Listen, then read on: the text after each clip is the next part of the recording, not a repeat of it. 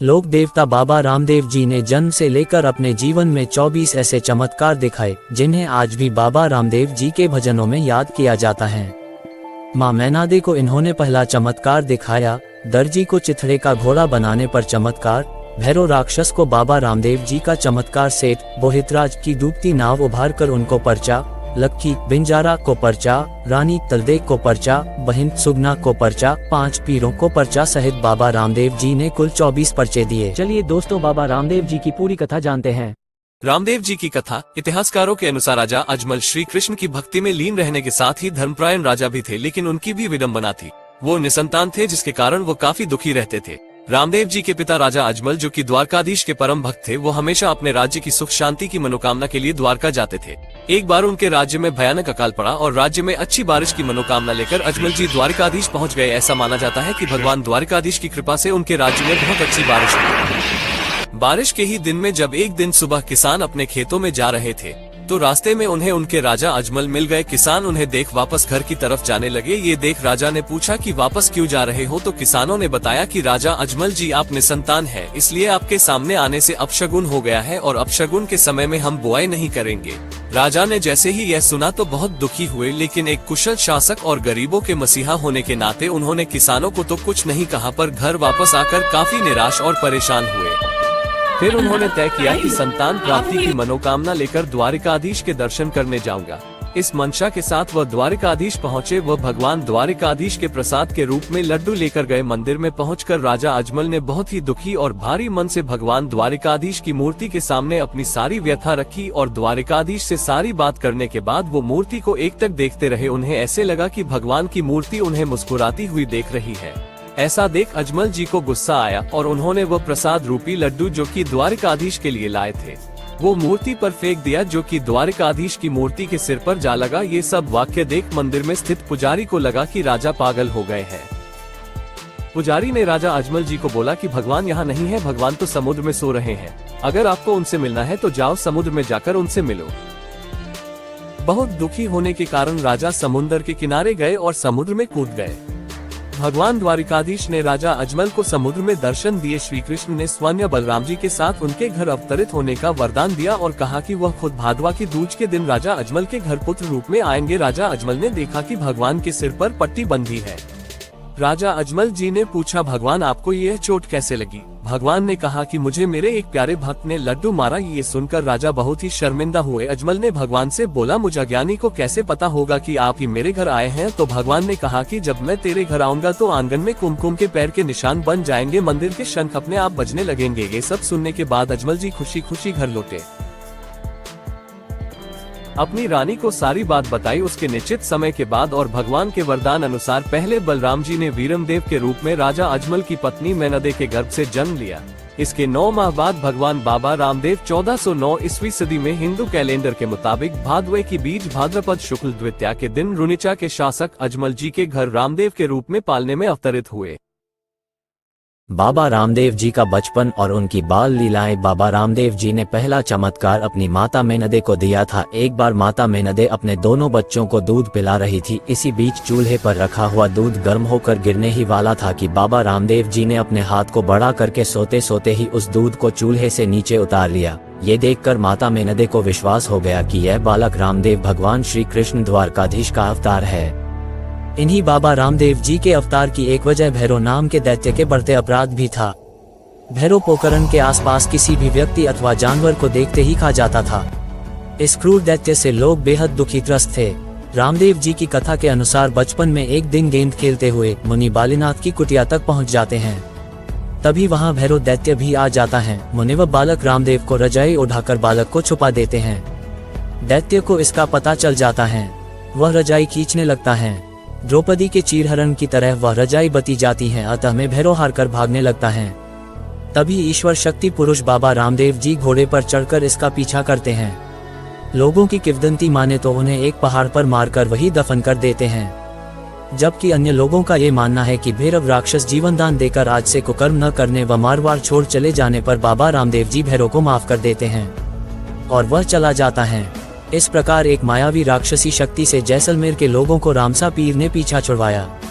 बाबा रामदेव जी का विवाह संवत सन 1426 में बाबा रामदेव जी का विवाह अमरकोट, जो वर्तमान में पाकिस्तान में स्थित हैं, यहाँ के दलपत जी सोढ़ा की पुत्री तलदे के साथ श्री बाबा रामदेव जी का विवाह हुआ।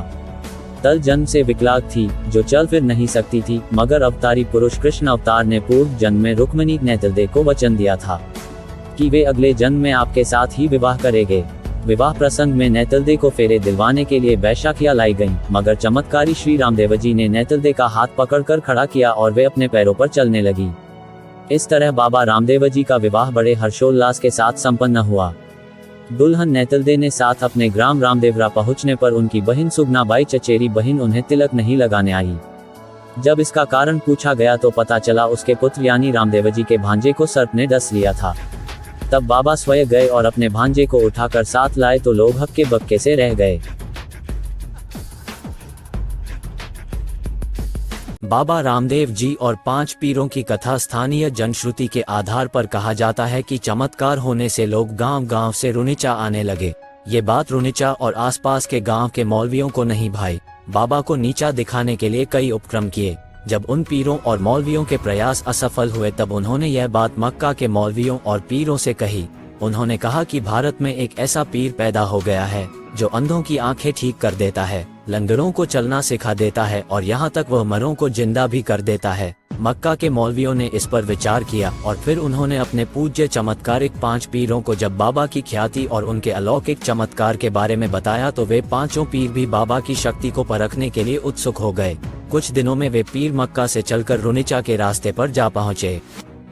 रास्ते में भी बाबा रामदेव से उनकी मुलाकात हुई। 5 पीरों ने रामदेव जी से पूछा कि हे भाई, रुनिचा यहाँ से कितनी दूर है? तब रामदेव जी ने कहा कि यह जो गांव सामने दिखाई दे रहा है वही तो रुनिचा है। क्या मैं आपके रुनिचा आने का कारण पूछ सकता हूँ?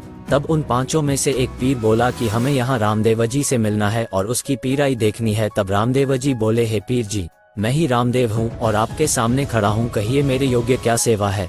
5 पीर बाबा की बात सुनकर कुछ देर उनकी और देखते रहे, फिर हंसने लगे और सोचने लगे कि साधारण सा दिखाई देना वाला व्यक्ति ये पीर है क्या? रामदेव जी बाबा ने उनकी आवभगत की और अतिथि देवो भव की भावना से उन्हें भोजन के लिए आमंत्रित किया। बाबा 5 पीरों के भोजन हेतु जाजम बिछाई गई। तब 5 पीर बोले, हम इतनी छोटी सी जाजम पे हम 5 कैसे बैठेंगे? बाबा रामदेव जी कहते हैं, महाशय आप विराजे तो श्री। और तब बाबा चमत्कार देते हैं और जाजम को बड़ी कर देते हैं। तब भोजन पर बैठते ही एक पीर बोला कि अरे, हम तो अपने खाने के कटोरे मक्का ही भूल आए हैं। हम तो अपने कटोरों में ही खाना खाते हैं, दूसरे के कटोरों में नहीं। ये हमारा प्रण है। अब हम क्या कर सकते हैं?